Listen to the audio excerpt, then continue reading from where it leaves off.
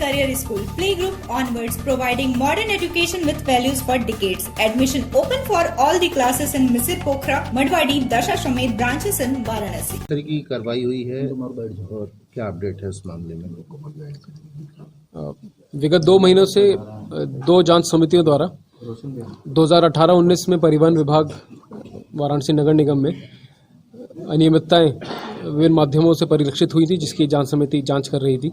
Media के माध्यम से, शासन के माध्यम से और लोकल जो सूत्र हैं उनके माध्यमों से जांच समिति की रिपोर्ट कल फाइनल होकर मेरे पास आई, जिसके क्रम में हम लोगों ने 2 तरह की अनियमितताएं 2018-19 के जो क्रय हुए हैं और मरम्मत हुई है उसमें पाई। उसमें करीब 22,85,000 का डायरेक्ट लॉस और हमारा अगर हम देखें तो करीब 60-70 लाख तक का नोशनल लॉस भी वाराणसी नगर निगम को हुआ, जिसमें चाहे जेम पोर्टल पे क्रय प्रॉपर्ली ना हुआ हो, इस तरह की अनियमितता हो, या फिर स्पेयर पार्ट्स का मेंटेनेंस, इन्वेंट्री का मेंटेनेंस, फाइल का प्रॉपर रखरखाव ना होना, लॉग बुक का कोई मेंटेनेंस ना होना, और जो फर्म कोटेशन में पार्टिसिपेट कर रही थी उनके टर्नओवर में, उनकी बैलेंस मेंटेनेंस में और उनके रिकॉर्ड्स में अनियमितता होना। तो ये सब फैक्ट्स जो फैक्ट फाइंडिंग कमेटी के जो हाइलाइट्स रही फाइंडिंग के, ये उससे निकल कर आए।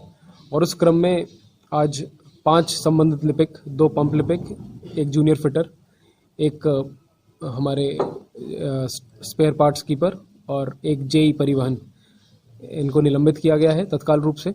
और जो प्रभारी परिवहन थे एक्सीएन, उनके विरुद्ध शासन में दंडात्मक कार्रवाई के लिए एक संस्तुति करके भेजी गई। 80,000 का इसमें टायर, ट्यूब और बैटरी के जो वो थी जो क्रय किया गया, उसमें डिफरेंस जो हमारे लीज प्राइस से और जिस पे खरीदा गया उसमें मिला। और इसके अलावा जैसा मैंने कहा कि हम लोगों के पास चूंकि स्पेयर पार्ट्स मौजूद नहीं मिले और हमारे पास क्योंकि लॉगबुक प्रॉपर्ली मेंटेन नहीं थी, तो 1,85,00,000 का क्रय हुआ है। उसमें से बहुत सारे पार्ट्स लगे भी होंगे, पर उसमें यह निर्धारित कर पाना कि कौन से लगे कौन से नहीं, क्योंकि ऑलरेडी 1.5 साल व्यतीत हो चुका और स्पेयर पार्ट्स उसके मौजूद नहीं है, तो नोशनल लॉस हम कह सकते हैं 10 से 20% जरूर हुआ होगा, पर एग्जैक्ट फिगर उसकी निकाल पाना नामुमकिन है। सर, आप ये बता रहे हैं कि कई ऐसे पार्ट्स बार बार खरीदे गए, बेचे गए, जो कि इसकी जरूरत भी नहीं थी, ये क्या मैटर है? इसको जरा एक्सप्लेन करते हैं। इस प्रकार का पत्रावली में निकल कर नहीं आया कि उसकी जरूरत नहीं थी। हमारे पास आज की डेट में करीब 10 लाख के ऐसे पार्ट्स हैं जो अब जरूरत में नहीं है। 2018-19 में वो वाहन मौजूद थे, वो उसके बाद निष्प्रयोज्य हुए हैं। तो एग्जैक्टली ये डिफाइन कर पाना नामुमकिन है कि ये उन पार्ट्स में उस समय लगाए क्यों नहीं गए। पर आज वो ये बात जरूर है कि आज 10 लाख के पार्ट्स करीब हमारे पास हैं जिनकी अब जरूरत नहीं है। कंपनियां किस तरह से फर्जीवाड़ा कर रही थी? जो इसमें सामान जिनसे लिया जा रहा था, बता रहे थे एक ही एड्रेस पे। इसमें 4 कंपनियां जिनका मैंने अभी पीसी में आप लोगों को विदित किया, बताया, वह सेम ही लेटर पैड पे, सेम ही राइटिंग से उनके घर के एड्रेस और फ़ोन नंबर भी यहाँ तक कि सेम थे। और उनकी जो बैलेंस शीट निकलवाई गई उसमें उनका टर्नओवर भी जो का थी वही था जो उन्होंने नगर निगम से क्रय किया। तो इससे सब इन बातों से, तथ्यों से क्लियर होता है कि ये 4 फर्म ना होकर एक ही फर्म थी, और हमारे जो कोटेशन और टेंडर की प्रक्रिया थी उसको ये सब सबवेंट करके एक मैलिफाइड इंटेंशन से इसमें पार्टिसिपेट करते हैं। इसकी नौबत कैसे आई? जैसे कि कुछ दिन पहले कुछ फाइलें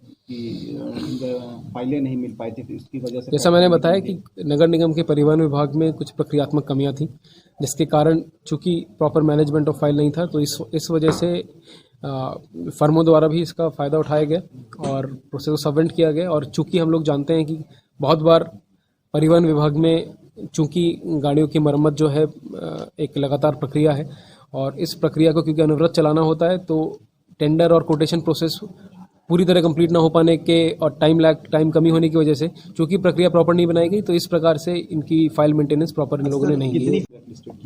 इसके अलावा कुल मिलाकर 10 कंपनियां ब्लैकलिस्ट की गई हैं और 4 कंपनियों के विरुद्ध एफआईआर के लिए अपर नगर आयुक्त प्रथम को निर्देशित किया गया है कि वह तत्काल आज ही इसको तहरीर देकर एफआईआर दर्ज करवाएंगे। ओवरऑल लगभग कितने का पूरा लॉस है?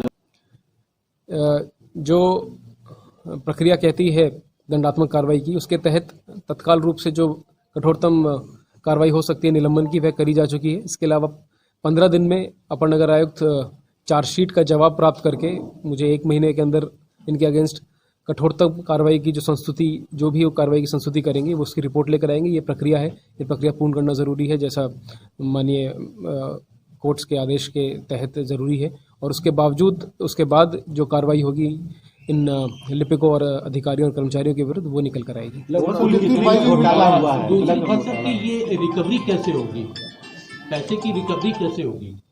जैसा मैंने कहा कि इसमें चूंकि शेयर्ड रिस्पॉन्सिबिलिटी है, तो जैसे ही चार्जशीट के बाद एक बार अपर नगर आयुक्त द्वितीय मुझे एग्जैक्ट लॉस का जो वैल्यू है वो देंगे और प्रति कर्मचारी कितना लॉस निकल कर आता है, उसके बाद रिकवरी पर्सन टू पर्सन और कर्मचारी टू कर्मचारी हम लोग निर्धारित सर करेंगे। लगभग कितने का कुल घोटाला हुआ है?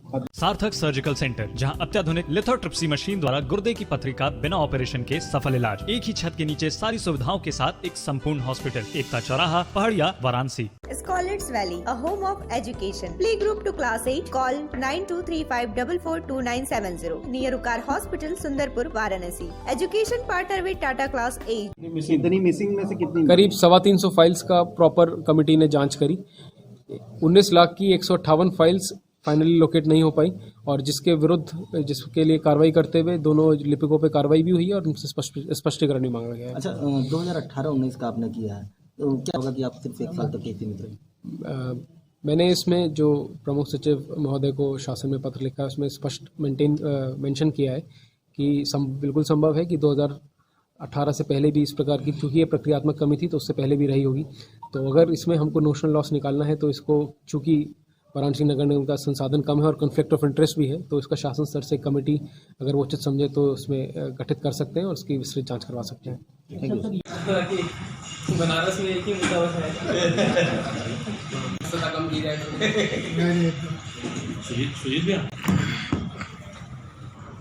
थोड़ा सा पीछे उसमें जो कार्रवाई आप लोग की है, आदेश वो वाला